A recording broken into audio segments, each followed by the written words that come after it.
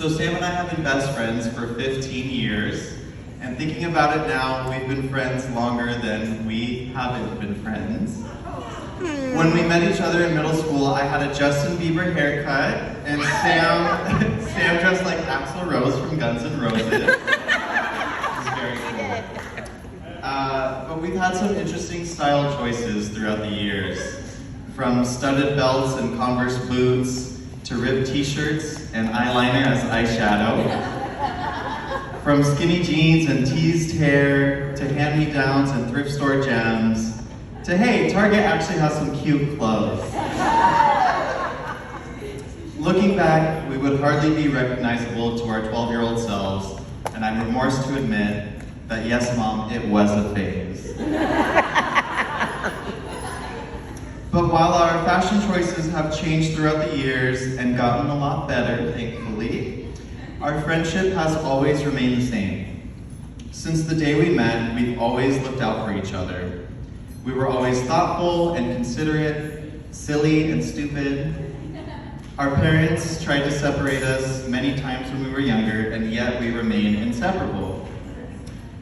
One of my earliest memories of us is when we were playing in the creek behind your house in Almaden. There was a rope swing and I was terrified of it.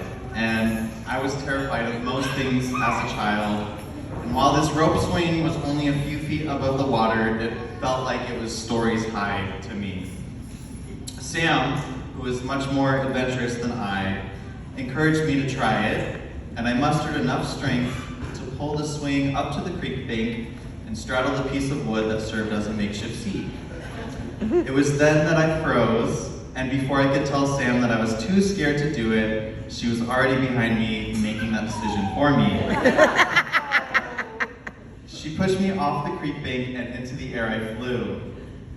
I soared over the creek from one side to the other and back again before planting my feet firmly back on the ground. And you know what? I loved it. We spent the rest of the day catching crawdads in the creek and swinging on that rope swing. I always think about that moment, how it's a perfect example of the way you push me to do what's best for me, even when I'm scared and I don't believe in myself. Every hardship, every fear I've had to face, I've done it with you in my corner, cheering me on.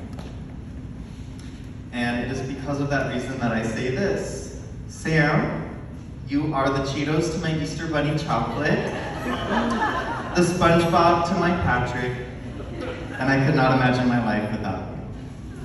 Which is why, truth be told, when Sam met Graham, I was sad. Not because Graham is lacking in any way. He's funny, kind, charismatic, courageous, handsome, bold, supportive, the list goes on. I was sad because I had to share my best friend. I think sometimes when we have to share someone, we're afraid that we will lose a part of them or part of their connection. And to lose a part of Sam is to lose a part of myself. Little did I know that I would not be losing a best friend, I would be gaining another one. Which leads me to Graham. Graham, you're every bit as weird and silly and stupid as me and Sam.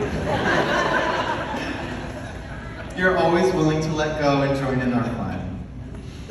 And just like Sam, you've encouraged me to try new things, explore new hobbies, and find new adventures. You've never made me feel judged, excluded, or third-wheeled. You've really brought out a new side of Sam, and I love watching your relationship grow. There is no one more suitable to marry my ex.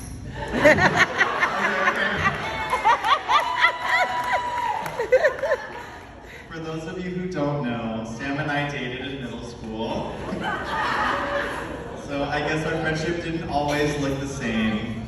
But then again, I would have never guessed I would be making the speech at her wedding while wearing a dress and looking this good.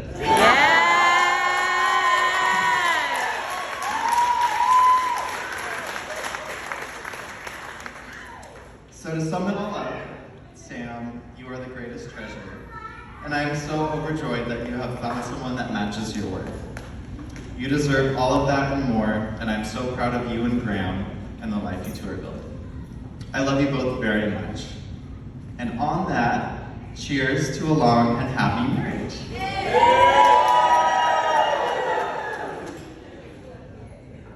So with that, I'd like to introduce Emma, Graham's best person.